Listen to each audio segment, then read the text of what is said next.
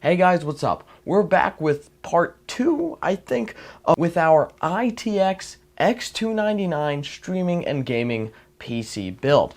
This should be the second out of what is hopefully going to be 3 parts, though that really depends on if I can get everything to fit in this case. So, here's the case, and you're probably wondering what all the wires coming out and stuff. Well, first things first, we do have our EVGA power supply in, which the reason I didn't do that in a video is because A, power supply installing is boring as hell, and B, because I had to sit there and spend literally hours trying to figure out how to get this AIO and this power supply to fit in this tiny area.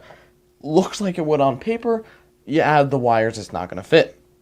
So we somehow managed to squeeze in a Asetek 92mm all-in-one liquid cooler, which I did buy off of the Asetek website. I will link in the description below in case you're looking for a small form factor AIO cooler.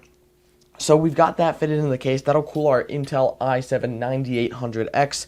If you don't remember, we have a 9800X, 64 gigabytes of DDR4 SO-DIMM memory, as well as some other treats, two M.2 SSDs, and an extra M.2 slot we will be using later on this little ITX 299 motherboard. As you can see, we did have our mounting hardware for our AIO pump all the way already installed because I didn't want to lose it in between the last part and this part, because I did a bunch in between. So I made sure to just have that on there, and we have our board ready to go with thermal paste already on it. That's our Arctic MX4, my favorite thermal paste. And we're just going to turn this on the side and just go ahead and install the motherboard. You're probably noticing something if you're keen-eyed or whatever, is that the stands on the bottom of this case seem to be a little extended. And that's for a reason. So I took 2 gold standoffs on each, 2 motherboard standoffs that I had extra. And on each of the legs, I just put 2 of them together and just kind of extended the legs a little bit. And why is that?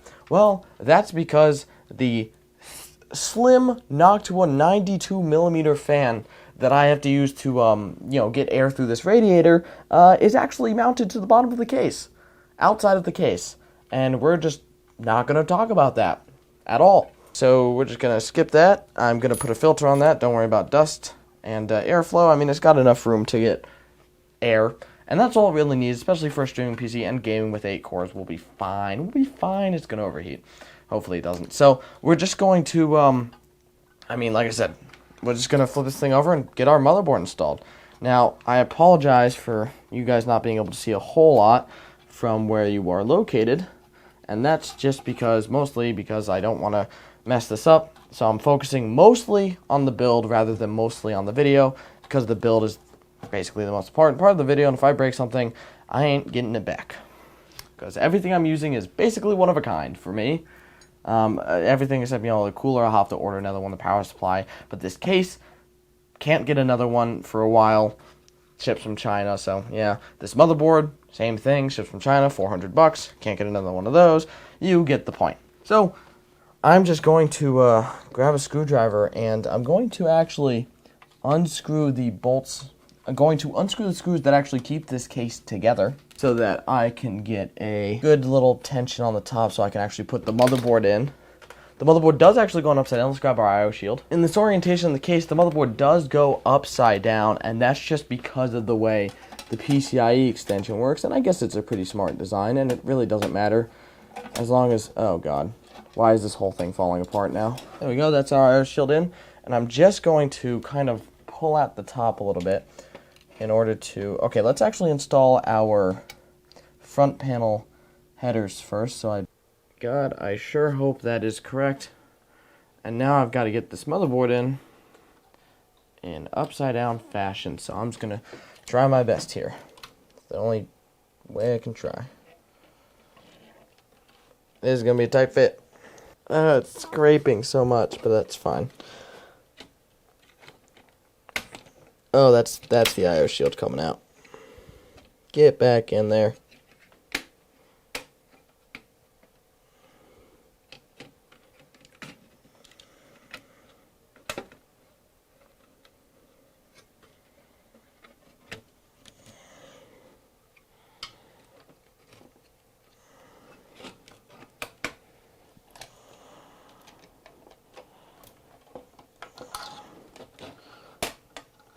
There we go. That's as in as it's going to be.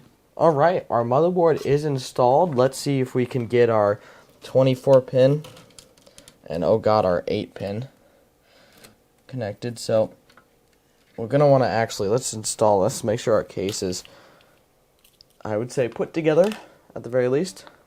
So let's grab some of these screws. Just put together our case.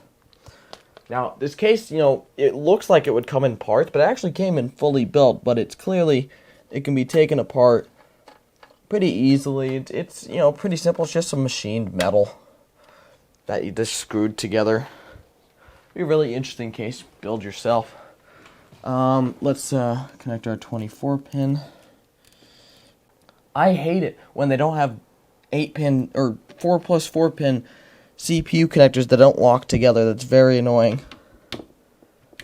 They're in. Now to get our cooler on. And our cooler is actually going to be a hard part because I've kind of tested it, but without having the motherboard in the case, which as you saw was an entire process.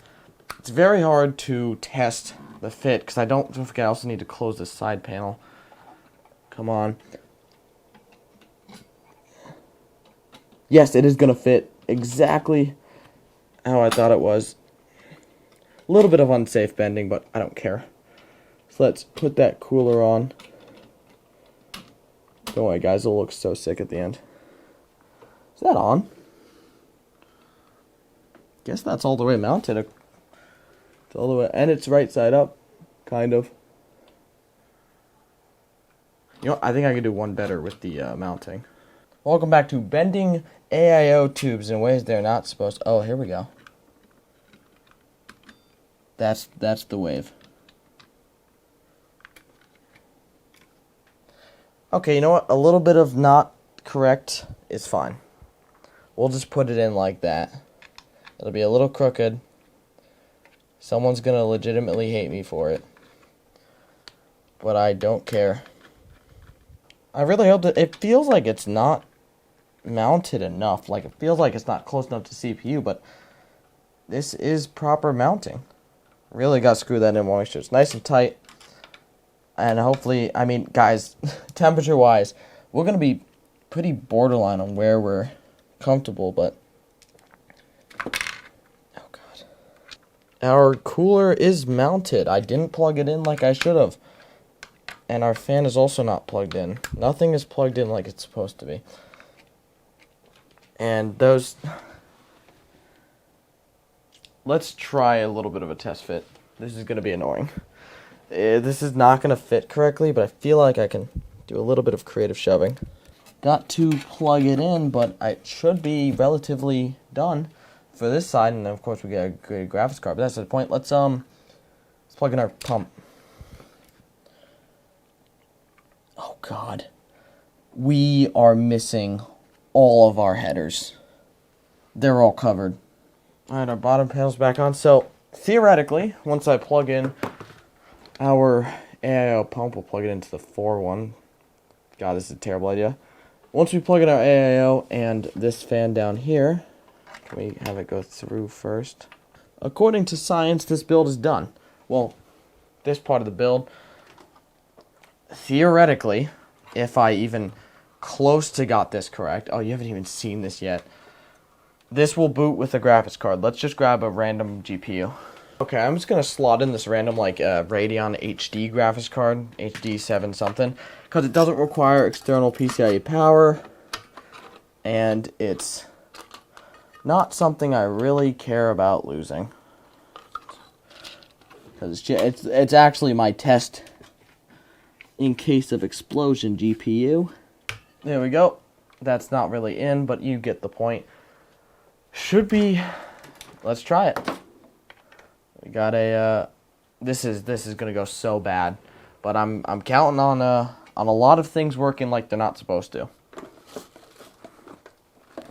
I'm basically counting on all of my parts to just successfully run completely out of spec, and in ways that are honestly terrible.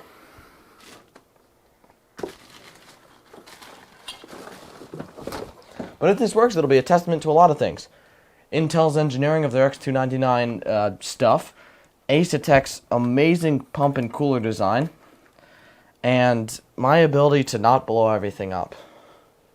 God, this is not going to work at all, is it?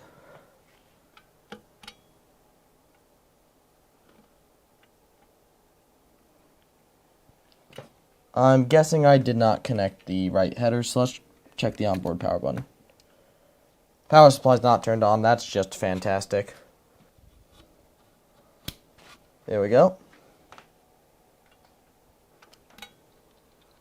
It's on.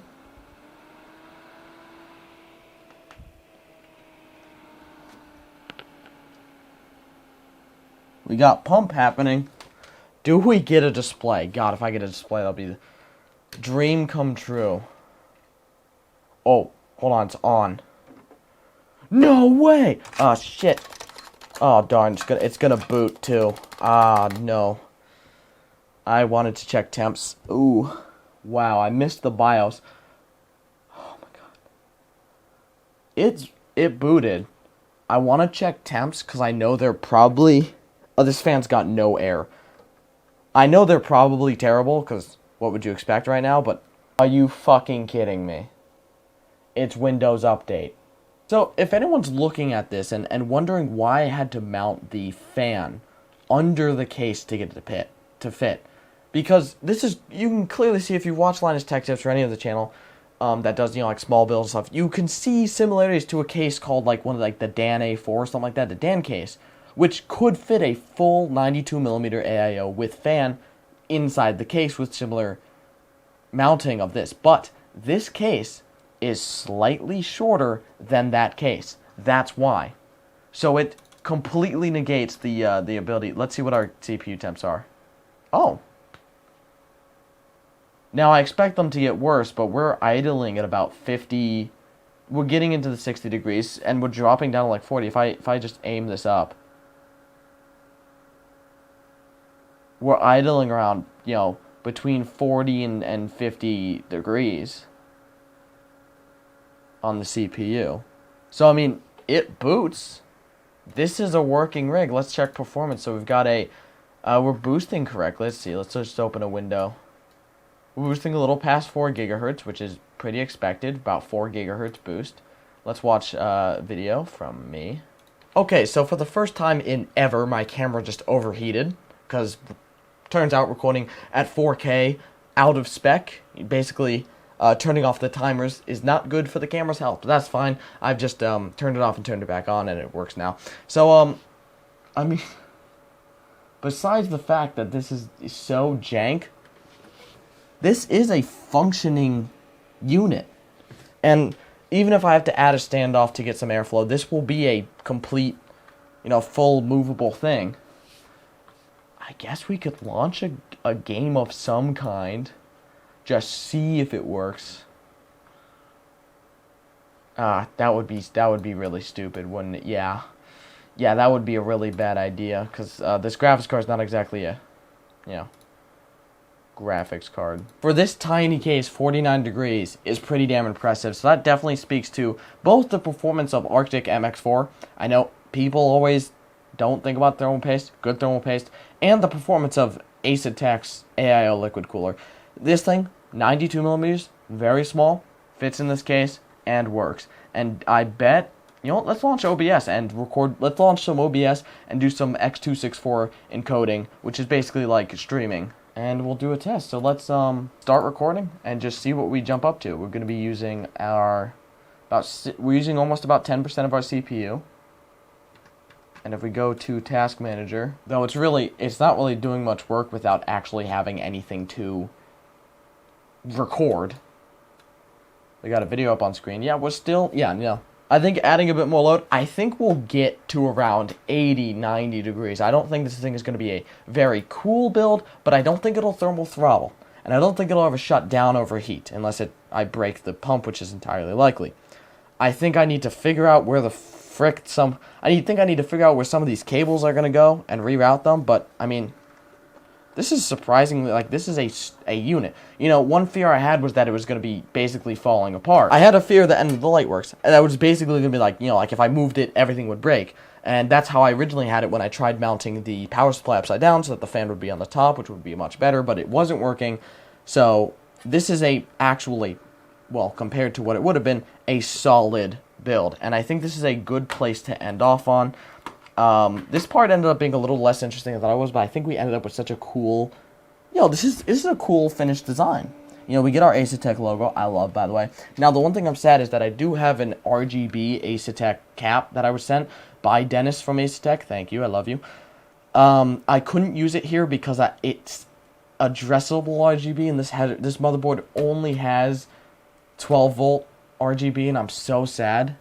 Those are two different headers, by the way. And I do have a box that I could switch them, but there's no room to put it. There's no place in this PC to, first of all, add a second SATA connector is what I would need, and to have that box. So sadly, I won't be able to use that yet, but I'm thinking about getting another one of these coolers, and doing another small form factor build in a similar case. That's the point.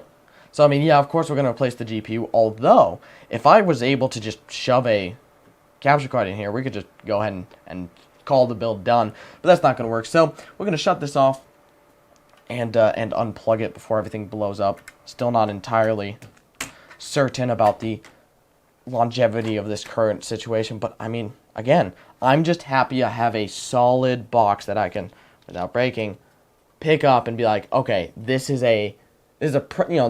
not a finished build, but it's an actual thing. This front part is basically, we manage the cable like that, move that a little bit, and we're done. Take the plastic off our cooler, of course. These aren't really good peels. Asetek, gotta work on your peel. Ooh, these tubes are toasty. Oh, wow, they're very toasty. Alright, this fan's gotta work a little harder, or we're gonna have to make I'm not entirely against just making the case very tall by adding more standoffs to the bottom. I think it would just be funny. It'd be like on stilts, a little stilt case. But that's the point. If you guys have any ideas, let me know. What do you think would be cool? Where I could, improve this a little bit. But, I'm going to be adding the PCI Express cards in the next video. So that would be our, everything fell. Our slim, what I'm going to be calling a Quadro RTX 4000, because what would be the final version of this build, what would be the dream build that I was really going for, would be a Quadro RTX 4000. Yes, this is a GTX 1070 Katana, but you get the general point. It's a powerful GPU that's a single slot. The RTX 4000 is more like a 2070 as opposed to a 1070, but, whatever. And then, of course, our Elgato 4K60 Pro, which I don't know where it is right now. And we're going to figure that out in the next video. If you guys kind of enjoyed, I hope you guys kind of enjoyed the kind of CPU section of our build. This part is basically done. Just going to do some cable management. Thank you guys so much for watching. Hope you guys kind of enjoyed. I love you guys. I'll see you in the next one. Peace.